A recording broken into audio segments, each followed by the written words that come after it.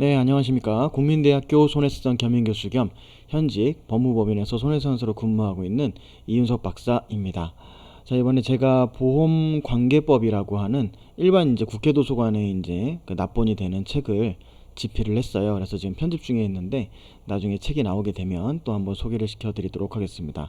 자, 오늘 이제 알려드릴 사례는요, 저희가 이제 직접 진행이 됐던 사례였는데, 그 교통사고로 인해서 이제 척추 압박 골절이 발생하고 요추 1번 골절이 발생했을 때 어떻게 하면 이제 교통사고 합의금을 제대로 받을 수 있는지, 즉 교통사고 합의금을 많이 받는 방법에 대해서 말씀드려 보도록 하겠습니다. 자, 먼저 손해배상에 있어서 합의금을 산정할 때에는 소득, 과실, 장애, 나이에 따라서 차이가 나기 때문에 이 사건 같은 경우에는 어떤 유형이었는지에 대해서 먼저 설명을 드리고 자세한 내용 말씀드리도록 하겠습니다. 먼저 이 사고는요, 무과실 사고였습니다. 과실이 없었고 피의자분이 사고 당시 나이는 57세 여성분이었으며 사고 당시 직업은 주부, 가사 종사자였습니다.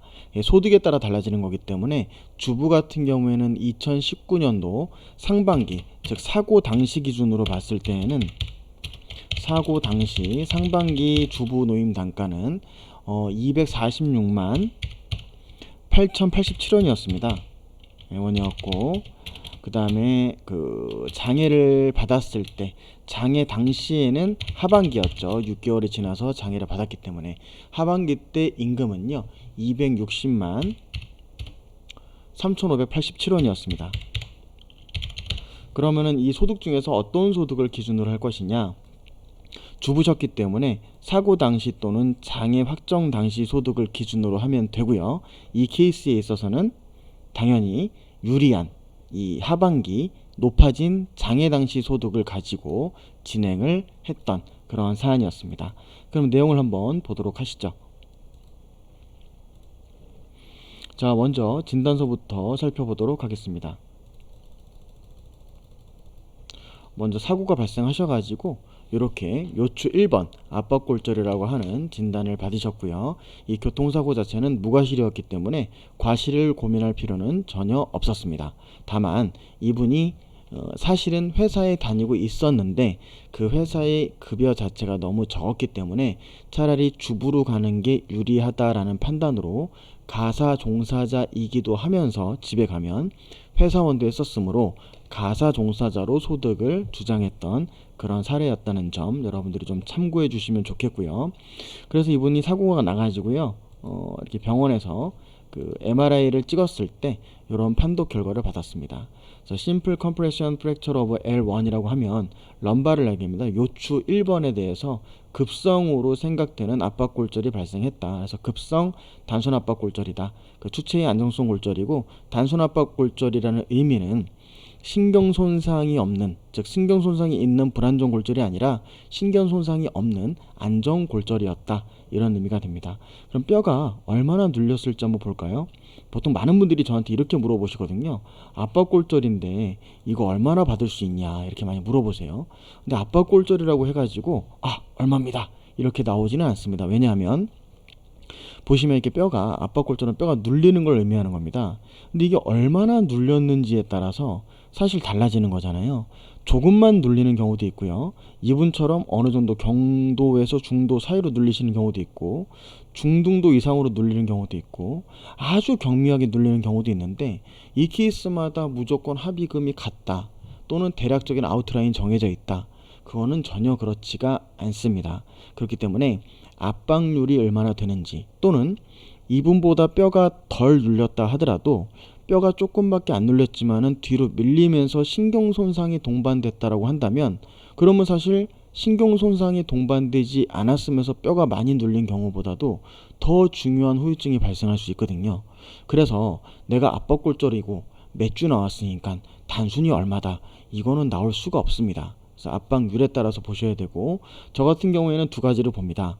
압박률, 뼈가 눌린 정도와 제가 이렇게 선을 그어놨죠. 이거는 기형 각도인데요, 후만 변형입니다. 요 7번이기 때문에 지금 17.7도라고 되어 있죠. 그럼 17.7도라고 하는 후만 변형과 압박률을 감안해 가지고 이분의 뼈의 형태가 시간이 지나면서 얼마나 상태가 안 좋아질지를 유추해 보는 거죠. 즉 많이 휘어 있을수록 나이가 들수록 좀 더 고생을 하실 것이다라는 게 예상이 되기 때문에 이 두 가지를 보고 판단을 합니다. 그런데 이 기형 같은 경우에도 한 가지 더 다른 예시가 있습니다. 이 그림을 보시면 좀 더 확대해 보겠습니다. 아까는 제가 이렇게 뼈 하나만 가지고 했었는데 이 케이스 기형 각도를 재는 두 번째 방법은 눌림뼈뿐만 아니라 이 눌림뼈를 포함한 위척추체의 상현도 같이 측정하는 방법이 있습니다. 이렇게 해서 이 각도가 23.5도가 나왔죠. 아까는 17도가 나왔는데요. 6도가 더 많이 휘는 걸로 보여집니다. 하지만 그렇다고 해서 무조건 이 방법을 선택해야 된다 이건 아닙니다. 왜냐하면 이 마디가 원래 휘어져 있었던 만큼을 이 케이스는 공제를 해야 되겠죠. 두 개에 대해서 한 마디를 쟀으니까요. 다만 앞에 거 같은 경우에는 골절된 추체만 봤기 때문에 마디에 대한 공제가 들어갈 필요가 없었죠. 그렇다면 결국 마디에 대한 공제를 한 결과까지 감안했을 때 이 방법과 이 방법 두 가지 중에서 어떤 게 더 유리한지를 먼저 판단을 한 다음에 그 다음에 손사로서 적정 합의금은 어느 정도로 예상하는 게 좋을지 판단 후 업무를 진행하는 게 맞는 순서입니다. 그렇게 해서 진행이 됐었고요. 먼저 후유장애 진단서를 받았습니다. 근데 이분 같은 경우에는 좀 독특했던 게요.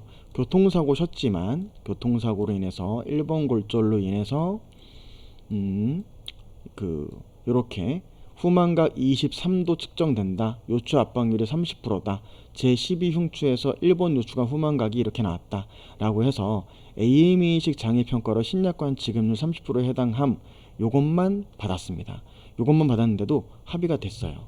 사실상 여러분도 주의하셔야 될 게 교통사고는요. 맥브라이드 방식입니다. 즉 개인보험과는 방식이 틀려요. 개인보험과는 방식이 다릅니다. 근데 그럼에도 불구하고 제가 왜 이렇게 개인보험 장애부터 먼저 끊었을까요? 이분이 교통사고 같은 경우에는 조금 빨리 합의를 보고 싶다라고 말씀하셨어요. 그래서 6개월까지 기다리지 않고 좀 빨리 합의를 볼 수 없겠느냐 라고 얘기를 했었고, 그래서 물어봤었을 때 보험회사에서 처음 제시했던 금액이 약 1,300만원 정도였습니다.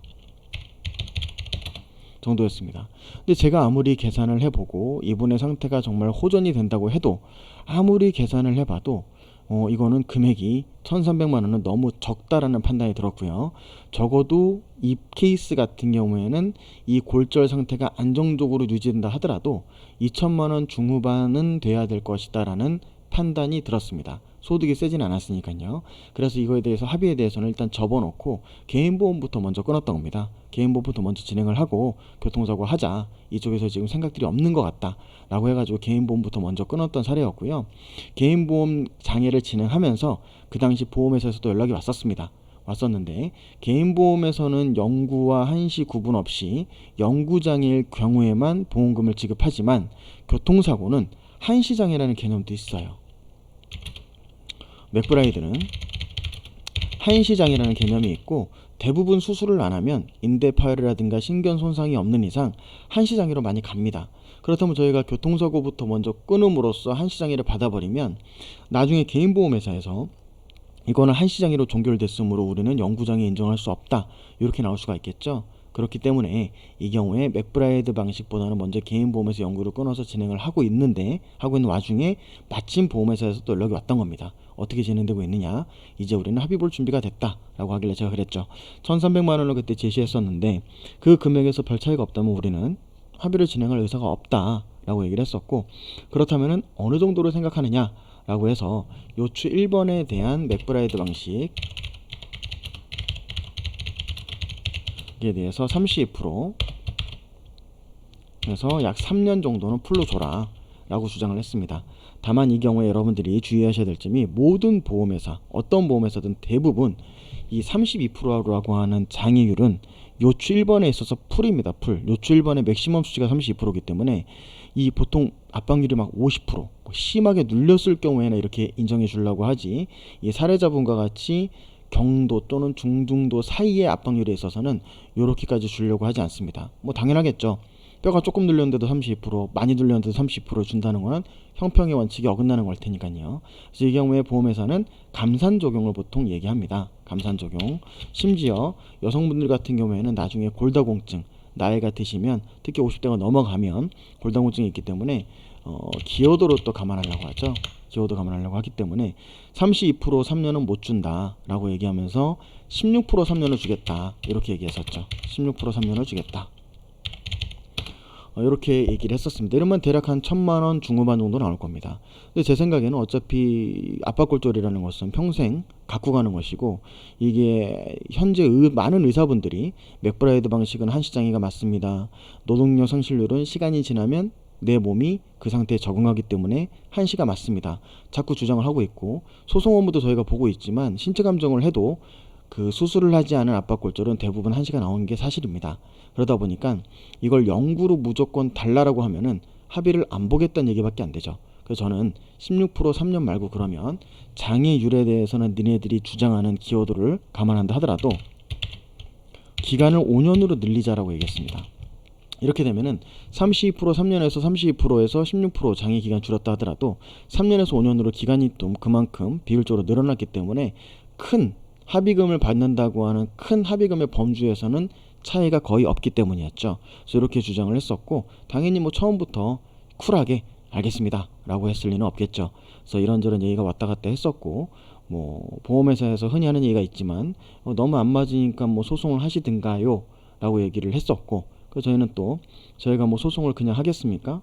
만약 한다 치더라도 그냥은 못 가겠다. 우리도 할 수 있는 건 다 해보고 가야 되지 않겠습니까? 라는 식으로 서로 이렇게 좀 날이 좀 세워졌었습니다. 그런 식으로 얘기를 하다가 결국은 이제 합의가 잘 됐었죠. 합의가 진행이 됐었고요.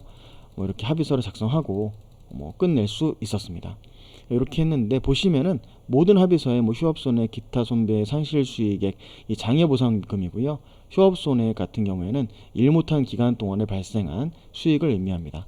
그리고 가지급금을 공제한 금액이라고 되어 있는데요. 이 가지급금은 이분이 치료받는 기간 동안에 보험회사에서 가지급금을 좀 받으신 게 있었거든요.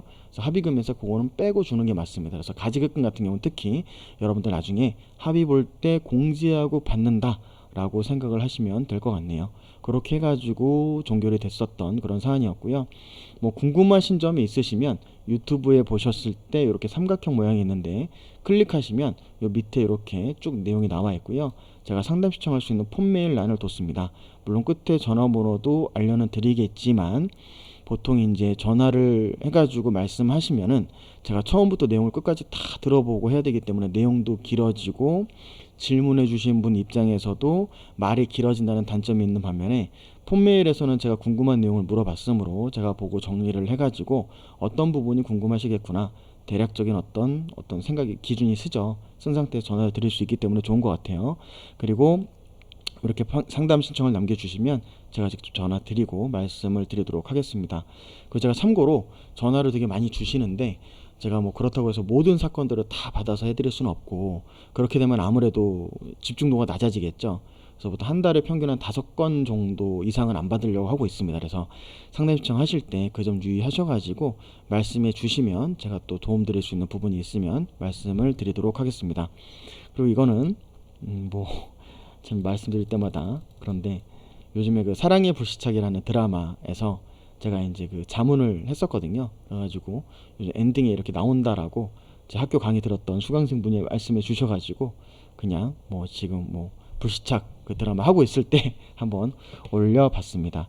자, 그렇게 해서 오늘 말씀드린 척추압박골절 요추에 대한 교통사고 합의금을 많이 받는 방법보다 결론은 후유장애죠. 사실 과실이라든가 소득은 뭐 대부분 쟁점이 되는 경우가 많이 있진 않아요. 특히 뭐 소득은 개인사업자라든가 프리랜서라면 쟁점이 되겠지만 급여소득자라든가 주부는 사실상 쟁점이 별로 없고 과실은 사고 내용에 따라서 과실도표를 적용하기 때문에 별로 큰 뭐 쟁점이 없습니다.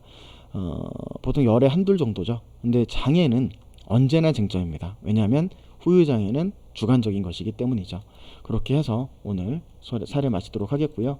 혹시 뭐 궁금하신 점이 있으시면 이렇게 포털 검색에서 손해상생 이윤서를 검색해 주셔도 되고요. 아니면 이렇게 대표번호로 전화를 주셔도 제가 상담을 직접 받고 드리도록 하겠습니다. 자, 긴 내용 들어주셔서 감사드리고요. 오늘도 좋은 하루 되십시오.